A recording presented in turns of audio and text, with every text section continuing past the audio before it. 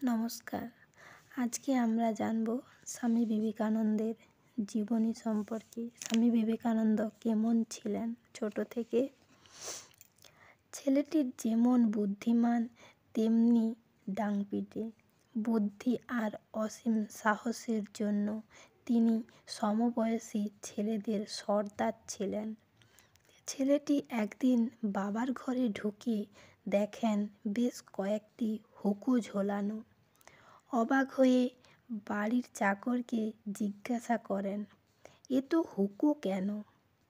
চাকর বলল, এই হুকোগুলি এক এক জাতের। বালক বলে, আলাদা হুকো হলো কেন?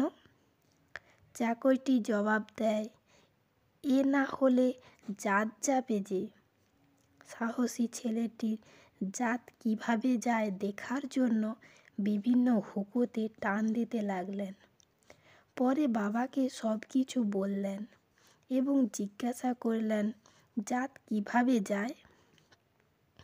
বাবা বলেন, ছেলেটির চিন্তাভাবনা কত পরিষ্কার। এই ছেলেটি পরে বিশ্ব জয় করে ভারতের মাথা উঁচু করেছিলেন। এই ছেলেটি কে জানো?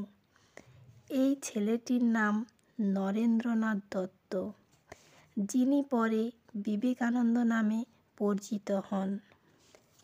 কলকাতার সিমলা পল্লীতে 1863 খ্রিস্টাব্দে 12ই জানুয়ারি জন্মগ্রহণ করেন এক দেবশিশু। নাম ছিল বীরেশ্বর বা বিলে, তবে প্রকৃত নাম নরেন্দ্রনাথ দত্ত।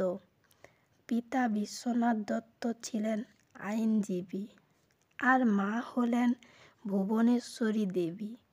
নরেন্দ্রনাথ দত্ত মেট্রোপলিটন ইনস্টিটিউশন ও পরে প্রেসিডেন্সি কলেজে পড়াশোনা করেন। বিএ পাস করার পর আইন পড়া শুরু করেন। আইন পড়ার সময় পিতার মৃত্যু হয়। সংসারে দেখা দিল অভাব।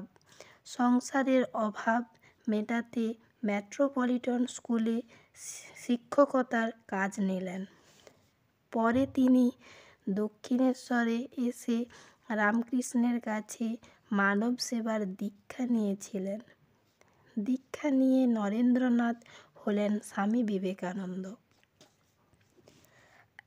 রামকৃষ্ণদেবের মৃত্যুর পর স্বামী বিবেকানন্দ সারা ভারত ঘুরতে বেরিয়েছিলেন। সময়টা 1893 খ্রিস্টাব্দ। আমেরিকার চিকাগো শহরের হল অফ কলম্বাস এ এসেছে বিশ্ব মহাধর্ম সভা। পৃথিবীর বিভিন্ন ধর্মের জ্ঞানী মানুষ সেখানে উপস্থিত ছিলেন। ভারতের সনাতন হিন্দু ধর্মের প্রতিনিধি হলেন স্বামী বিবেকানন্দ। বহু কষ্টে সভায় বক্তব্য রাখার জন্য তিনি সময় পেলেন মাত্র 5 মিনিট।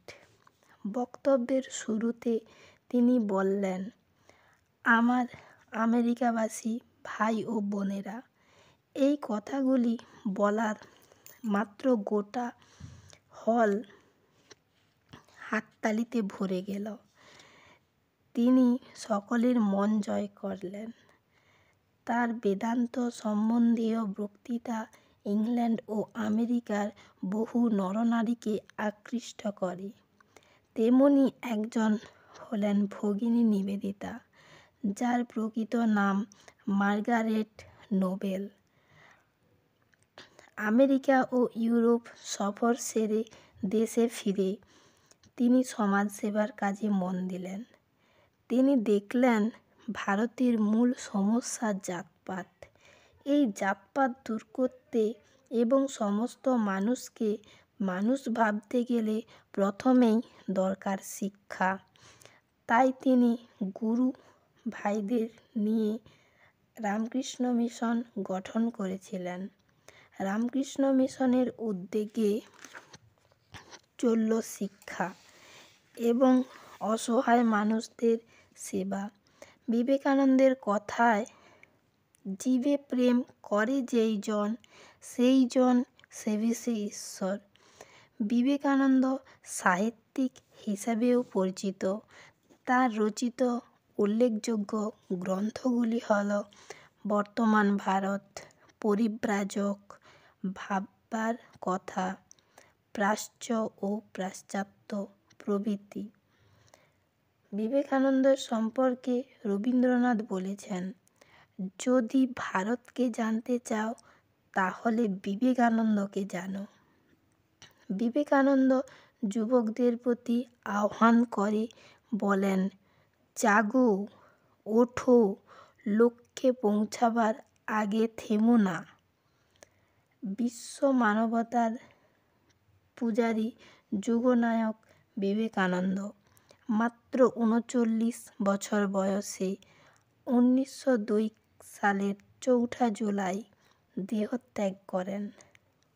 নমস্কার।